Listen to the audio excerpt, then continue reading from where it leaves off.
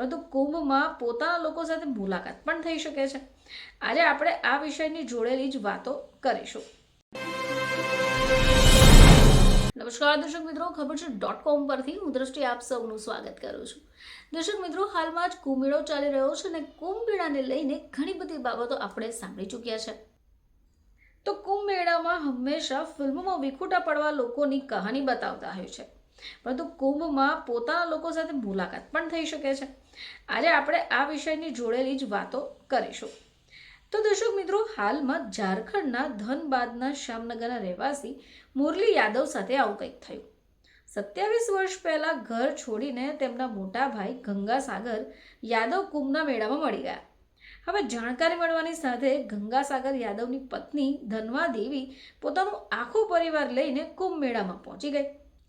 તો તેમના પતિ ગંગાસાગર યાદવ 27 વર્ષ પહેલા ઘર છોડીને જતા રહ્યા હતા, જે આજ દિન સુધી પરિવાર શોધતો જ રહ્યો. હવે આખો પરિવાર ગંગાસાગર યાદવમાંથી બાબા રાજકુમાર અધોરી બનેલા સાધુને ઘર જઈને ફરિયાદ કરી રહ્યા છે. તો વળી બાબા રાજકુમાર અઘોરી ઘરવાળાને ઓળખતા જ નથી. મુરલી યાદવે કુંભ મેળામાં પોલીસને પણ અપીલ કરી છે. હવે કુંભ મેળામાં પહોંચેલી ધનવા દેવીએ જણાવ્યું કે પતિનો ડાબો હાથ તૂટી ગયો હતો, જેની કોણી નીકળેલી છે, અને હું પત્ની છું અને મારાથી વધારે તેમને કોણ સારી રીતે ઓળખી શકે.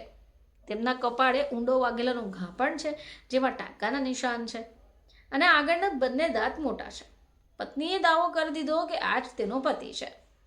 પત્નીએ એમ પણ જણાવ્યું કે છેલ્લા 27 વર્ષોથી તે તેના નામનું સિંદૂર લગાવે છે. તેમણે કહ્યું કે તેમની સાથે એક મહિલા સાધુ પણ છે, જેને કારણે તેમણે ઘર છોડ્યું હતું, અને તેનો પતિ અને મહિલા સાધુ પરિવારની વાત નથી માનતા. ઘરમાં દિયરના લગ્ન હતા ત્યારે જ તેઓ ઘર છોડીને ભાગી ગયા હતા. હવે પટનામાં 20 વર્ષ પહેલા એક અકસ્માત થયો અને લોકોએ કહ્યું કે તારા પતિનું મૃત્યુ થઈ ચૂક્યું છે, પરંતુ મૃતકોની યાદીમાં તેમનું નામ નહોતું, અને 27 વર્ષથી પરિવારના લોકો તેમને શોધી રહ્યા છે. જે થોડા દિવસ પહેલા પરિવારના સભ્યો કુંભના મેળામાં આવ્યા હોય અને પોતાના ભાઈને ઓળખી લીધો, જે બાદમાં તેણીનો પરિવાર પણ તેમને લેવા પહોંચી ગયો. હવે ગંગાસાગર યાદવને જોઈને તેમના દીકરા કમલેશ યાદવે કહ્યું કે બાબુજી ઘરે ચાલો, પરંતુ વારંવાર પોતાના પિતાને ઘરે લઈ જવાની વાત કરતા હોય ત્યારે તેમણે જણાવ્યું કે 2 જ વર્ષનો હતો ત્યારે પિતા ઘર છોડી જતા રહ્યા.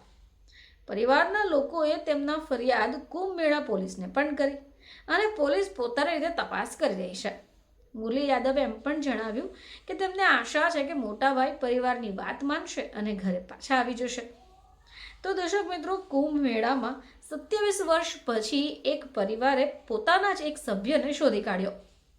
ફરીથી તમારી સમક્ષ હાજર થઈશું, ત્યાં સુધી જોતા રહેજો ખબર છે .com.